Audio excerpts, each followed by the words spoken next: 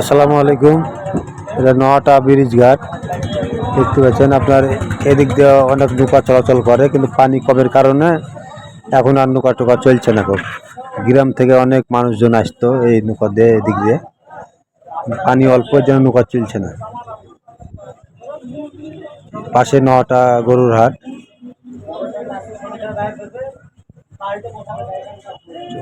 সামনের দিকে যাই, সামনে অনেক রকমের বাজার বসেছে,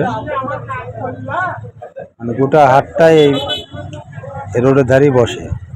আর গরু হাট তো আলাদাই।